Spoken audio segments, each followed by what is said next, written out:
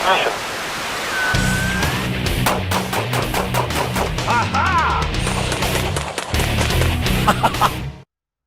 Hi, this is Joel Persinger. I'm the Gun Guy. Thank you very much for all of your support on GunGuyTV. I'm super grateful for everything you do. Please do check us out on these alternative places because you never know what's going to happen with YouTube. I suggest you subscribe to at least one. We copy the entire channel over there. And that way if something happens to us on YouTube, you can find us elsewhere. Also, if you get a chance, check out the GunGuyTV Firearms podcast. It's available on all of your favorite podcast players, including iHeartRadio. Pretty cool. Check it out. All right, so what I want to talk to you about today is one of my favorite guns. Actually, arguably, as far as rifles are concerned, this is my favorite gun. This is my M1 Garand. It was built in 1942 at Springfield Armory. Now, when I got it, it needed some work, and so I sent it to Fulton-Armor, where they re-arsenaled it, I guess is what you call it. They put in a brand new chrome-lined barrel, and they also looked through it and spec'd out the entire thing, and any parts they felt needed to be replaced, they've replaced, one of which was the op rod. They found an original GI op rod, which was in the proper configuration. The other one was a little tweaked, so they replaced it. And then they fixed a couple things that were going on with the sight and a couple other little things I don't remember, and then reparkerized all of the metal, put it back together, lubed it up for me, and sent it back to me with the original stock. I wanted the original stock. They offered to change it, but I wanted the original one because, well, it's just a cool gun. I really like it. And then I ordered a sling from them, which was kind of cool. And I've been doing a lot of reading on the guns and spending a lot of time firing it. So it's one that I take to the range a lot. And of course, when I got it back from them, it was like receiving a brand new rifle because it had been completely reworked and had a brand new barrel. So you want to break it in as you would a brand new rifle, and then learn to clean it properly and learn to care for it properly. The nice thing about Fulton-Armor is when they sent it to me, they actually got me on the phone, and I took a lot of notes. They gave me detailed instructions on how to care for the rifle, the kind of ammunition to buy for it, the kind of ammunition to stay away from, and so on. Now, if I wanted to use it for hunting, and I wanted to buy hunting ammunition and put, more powerful ammunition through it, I can do that, but not in its stock form. I'd have to go out and buy a replacement, an aftermarket gas plug that is adjustable. So you can adjust it so that it'll release some gas out the front of the rifle so that you're not over-gassing the rifle and bending the op rod or damaging it. And that takes a little bit of time to do, but it's easy to do and fairly inexpensive. So if you have one and you want to run modern ammunition through it, you can do it, but don't do it with the standard gas plug. You want to get the aftermarket one and adjust it. Just follow the instructions and it'll be fine. Now this is mine. I told you about it, 1942, totally redone and so on. Well, let me put it down here, as I got another one for you.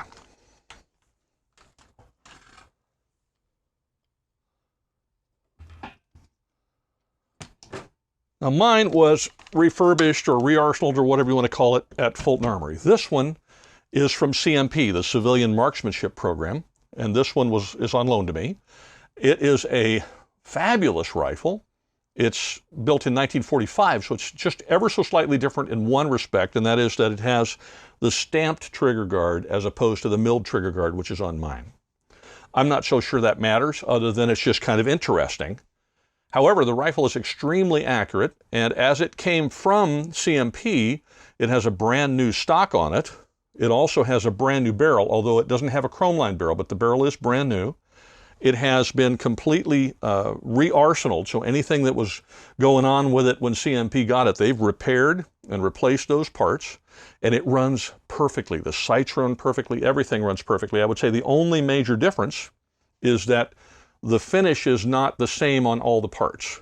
In fact, the majority of the parts match. The only ones that really don't are the barrel bands on the front of the stock. Those are a little bit lighter, and also the sling swivels are a little lighter. But the truth is, it gives the rifle a really cool look in the sense that it's almost got a two-tone finish to it, and then with the brand new stock.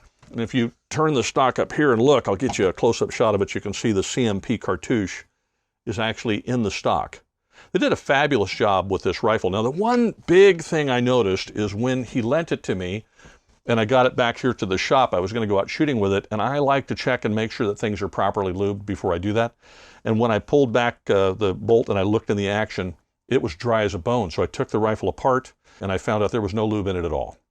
So I went through and lubricated it properly, and following the instructions in a couple of the books that I've got to make sure that it was properly lubricated before I took it out and shot it. Because you don't want to run something dry that you care about, and obviously the owner of this cares about it. He's never fired it since he got it. So it may have come from CMP needing lubrication. So if you order one from CMP, you want to check that before you take it out. I got mine back from Fulton-Armor, and they had already done all of that and called me and told me that that was done, and I really didn't need to do it. And I checked, and sure enough, they've done a fabulous job. So this one is now all lubed up and ready to go. I have fired it quite a bit just for fun. However, unfortunately, I didn't do a video for you on firing it. All I did was go out with some friends and we enjoyed shooting. I do have one instance out in the desert when we were shooting that I channeled Clint Eastwood. Get off my lawn!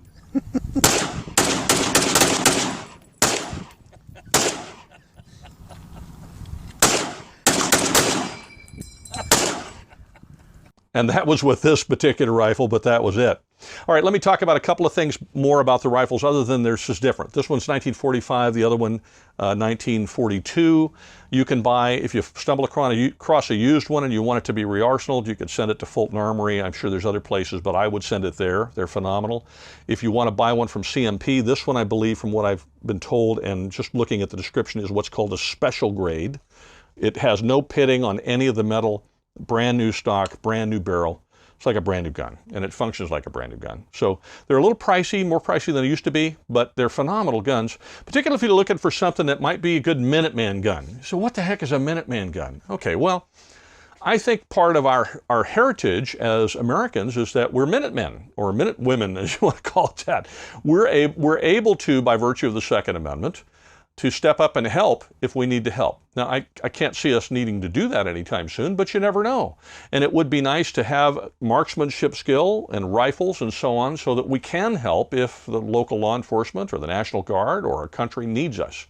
I think it's good to have that training. Well, this is a great rifle for that for a few reasons. Now, you're going to think I'm nuts, I realize, but that's okay. I am a little nuts. It's all right.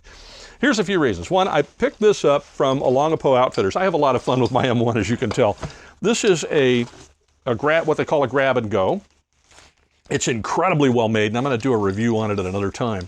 But it holds, 2, 4, 6, 8, 10, 12 clips. So if you pull out the clips, you got the end block clips. They're loaded up with 8 rounds each. You can load these and leave them this way forever because there's no springs to worry about being compressed for too long or whatever, as you would in a magazine. The magazine's in the gun, and as long as the hammer is forward and the gun's empty, all the springs are at rest all the time, kind of like a revolver. You can leave these loaded all the time, and then you grab this, you grab the rifle, and if you got one more clip to stuff in the rifle without having to pull any of these, I think you got 100 rounds roughly. So that's pretty good, 100 rounds of 30-06 going out the door to help. And you can grab it and go right away. I think about the fella in Texas having to load a mag before he could go help at the church to stop the shooting because he didn't keep any of his mags loaded. Well, this is a way to be better prepared than that, I think. Then you've got the other thing, which is clips. There's a lot of them in there. You know, these things run about $1.50 a piece, maybe $1.90 or something, $2. Something like that, as opposed to a magazine, which is going to be $30 or whatever, or $20 or $15 or $10 if you get them on sale. These are $2 a piece if you buy good ones. Now you can buy good ones from Fulton-Armory. I suppose you could probably get them from the CMP program as well, but you want to buy the good ones. Don't buy the crummy ones. If you buy the crummy ones, they don't work right. You buy good ones, they work great. And you can buy a boatload of them. And then if you want new ammo, you can buy new ammo. You can buy ammo from Privy Partisan. They make great ammo for the M1 Garand, and you can buy it in a, I think, 500 round block, and it even comes in the ammo can, all ready to go. I've run a lot of that, and it works great. So there you've got your rifle. You're ready to go. Put a sling on it. This one came with a sling, but he pulled it off for some reason. Put a sling on it, practice with it. There's a few things you're going to learn about these rifles. First of all, they're really fast to load. Secondly, although they're 30-06, the recoil on them is very mild because of the gas system. Third, they stay on target really, really well. There's a reason why they were very successful in World War II. Would they be successful as a military rifle? No, not now, because they're too old to design. But for a Minuteman rifle, hey, first of all, it's kind of cool. It's historic. It hits like a train. They're kind of expensive and pricey, but once you got it, you got it. They're simple and easy to maintain. And the cost of feeding them ammo is fairly low if you shop around. And the magazines, well, you're not buying magazines. You're buying clips. You buy a little bit of gear, you put a sling on it, and off you go. And if you need an optic, you want an optic, they make a little rail system that replaces the top of the handguard right up here. And you can put a little optic on it if you want to. I've seen those several places, and I've talked to several people who have done it, and it works out really well. You can put a little red dot. You can put what they call a sports, well, it's a forward-mounted scope. I forget what you call it. But, you know, great stuff. Great rifle. And you can always hunt with them. If you want to use standard ammo, you just change out the gas block for the aftermarket one that's adjustable. You've got yourself a phenomenal rifle. How about that? The M1 Garand. Thanks very much for watching. Have a wonderful week, and wherever you go, whatever you do, please be safe.